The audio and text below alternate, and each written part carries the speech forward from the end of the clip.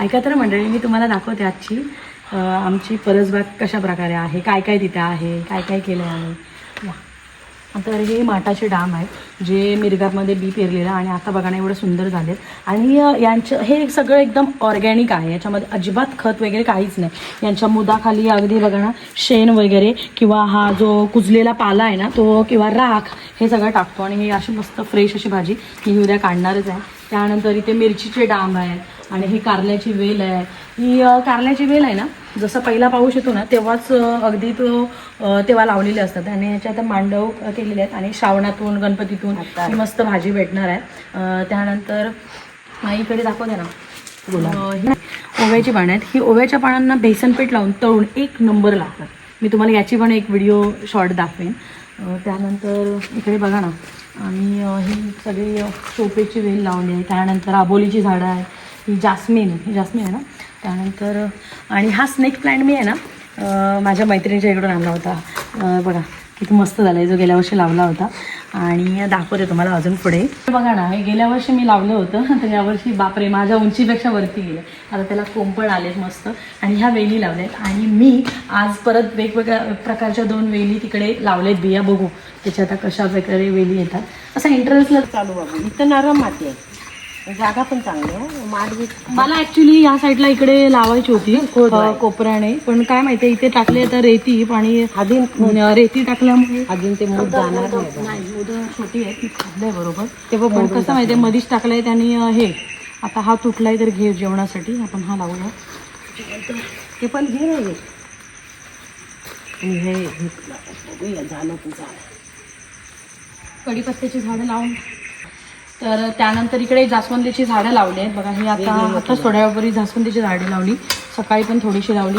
तर ही गणपतीला आता फुलं लागणार त्यासाठी. परत दररोज सोमवारी गुरुवारी जेव्हा जेव्हा देवपूजा करतात तेव्हा तेव्हा यासाठी ही फुलं वापरली जातात वेगवेगळी. त्यानंतर ही ओव्याचं झाड आहे, ही आबोली आहे जी आता थोड्या वेळाने फुलेली. याचं मस्त गजरा पात एकदम मस्त बनते. आणि ही आमची लिंबू बघा धरलेत, आत्ता पण लिंब आहेत त्याच्यावरती मस्त. ही मला वाटतं 12 महिने धरतच असते.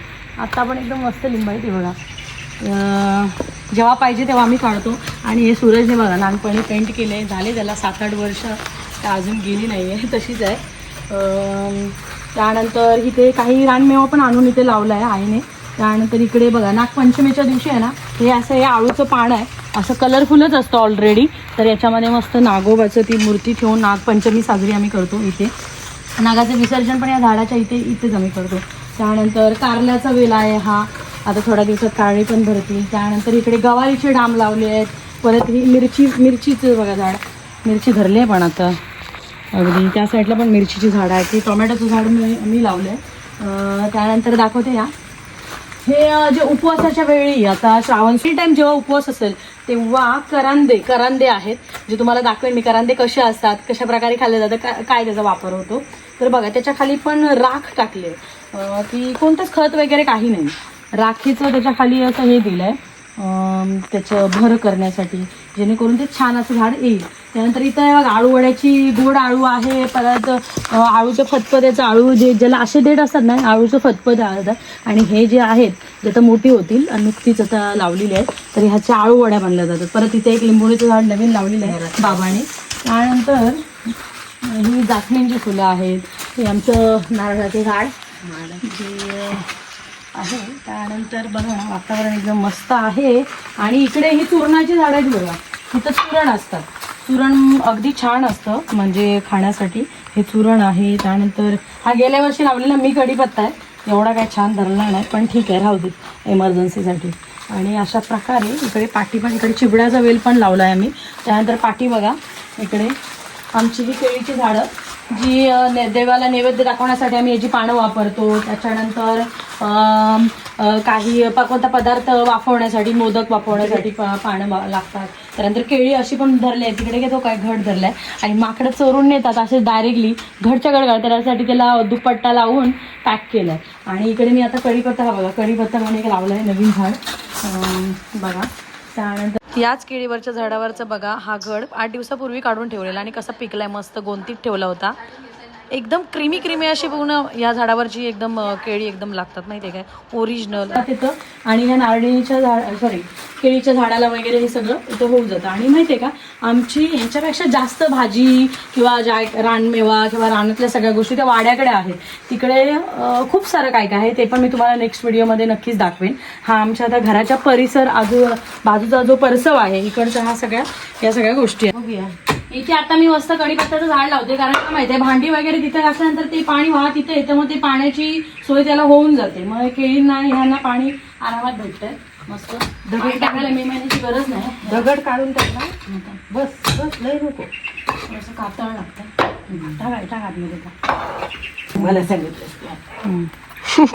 त्यानंतर तुम्हाला सांगू ते हा जो रानमेवा टाकळा आहे, जो हा रानामध्ये असतो, पण आईने रानातनं उपळून इकडे लावला आहे.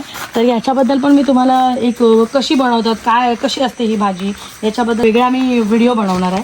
तर पहिली तर गोष्ट हा माहिती आहे का, दिवसाचा हा असं बघा हे ओपन आहे पूर्ण, संध्याकाळी हा कशा प्रकारे ते असं मावळतो, पार पूर्ण असं बंद ते पान होतं. तर हा जो आहे ना टाकळा, तेव्हा जेव्हा आम्ही लहान होतो तेव्हा वाड्याकडे जायचो, सगळी लावणी वगैरे व्हायची. तर लावणी झाल्यानंतर संध्याकाळी समजा घरी जायचं आहे, तर मोबाईल काय जवळ नसायचा, घड्याळ जवळ नसायचं, कारण पाऊस वगैरे असायचा. आता वॉटरप्रूफ घड्याळ वगैरे सगळं काय चालू आहे. तर कसं माहिती आहे, तेव्हा बाबा बोलायचे, पोरांनो टाकायची पानं मावळली काय बघा. आणि टाकण्याची पानं जेव्हा मावळायची म्हणजे असे मिटायची, या अंदाजावर आम्ही मग ते काम आवरून म्हणजे ते स्टॉप करून आम्ही निघायचो. अशा प्रकारे हे आमचं घड्याळ होतं पहिलं. तुम्ही पण मला सांगा असं काय केलं आहे का, म्हणजे तुम्हाला पण तुमच्या गावी असं काय याबद्दल असेल काय ना, तर मला पण नक्कीच सांगा. त्यानंतर आतासाठी बाय बाय, भेटूया मग नेक्स्ट व्हिडिओमध्ये नवीन काहीतरी घेऊन. Bye bye.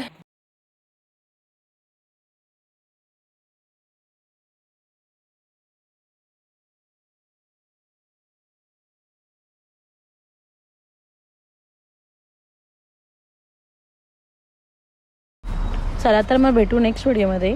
वाड्याकडे खूप साऱ्या भाज्या लावल्या आहेत, तर काय काय तिकडे भाज्या आहेत, किती काय काय केलं आहे ते दाखवू नेक्स्ट व्हिडिओमध्ये. आतासाठी बाय बाय.